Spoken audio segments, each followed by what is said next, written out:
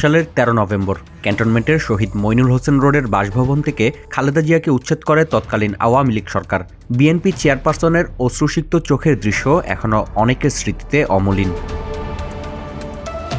সে সময় বাংলাদেশ সেনাবাহিনীর quarter master general ছিলেন ইকবাল করিম ভূঁইয়া। অভিযোগ উঠেছে, খালেদা জিয়াকে সেনানিবাস থেকে উচ্ছেদের লক্ষ্যে প্রয়োজনীয় সকল কার্যক্রম গ্রহণ করেন সেনাবাহিনীর শীর্ষ এই কর্মকর্তা।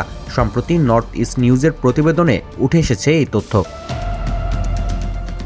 গত ১ মার্চ মেজর জিয়াউল আহসানের বিরুদ্ধে সাক্ষ্য দিতে তৃতীয় দিনের মতো আদালতে হাজির হন জেনারেল ভূঁইয়া। আগের দুদিন তার বক্তব্য আলোচনায় এলেও সবশেষ শুনানিতে বিচারকদের বাক্যবাণে বিদ্ধ হন তিনি। প্রতিবেদনে অভিযোগ উঠেছে, অবসরপ্রাপ্ত এই সেনাপ্রধান আদালতে মিথ্যা সাক্ষ্য দিচ্ছেন, পাশাপাশি নিজের অপকর্ম ঢাকতে দোষ চাপিয়েছেন সহকর্মীদের ঘাড়ে।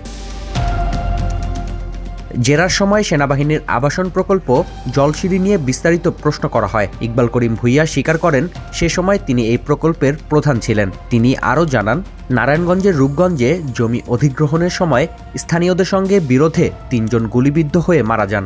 সেনা ক্যাম্প আক্রান্ত হওয়ায় আত্মরক্ষার্থে গুলি চালায় বাহিনীর সদস্যরা। তবে এর দায় তৎকালীন সেনাপ্রধান জেনারেল মুবিন এবং অপারেশন ডিরেক্টরেটের ওপর চাপিয়ে দেন তিনি।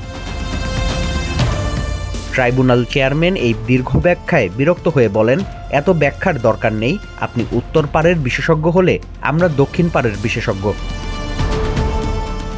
জলসিঁড়ি প্রকল্পের জমির দাম নিয়ে প্রশ্নে আইকেবি জানান, বিঘা প্রতি ১২ থেকে ১৩ লাখ টাকায় জমি কেনা হয়েছিল।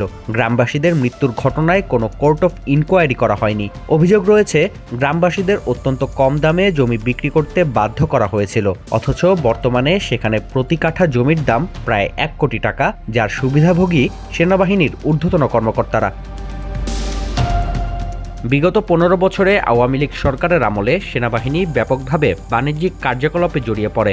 জেনারেল মুবিন এবং ইকবাল করিম ভূঁইয়ার মেয়াদেই সেনাবাহিনীর পূর্ণ বাণিজ্যিকীকরণ ঘটেছিল বলে অভিযোগ রয়েছে।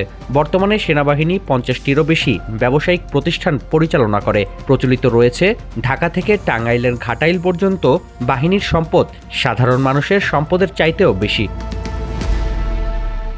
জেরার এক পর্যায়ে কর্মকর্তাদের পোস্টিং নিয়ে তিনি যখন পরস্পর বিরোধী বক্তব্য দেন, তখন ট্রাইব্যুনাল চেয়ারম্যান তাকে সতর্ক করে বলেন, এটি সর্বোচ্চ আদালত, সাবধানে কথা বলুন, এটি আপনার এবং মামলার উভয়েরই ক্ষতি করতে পারে।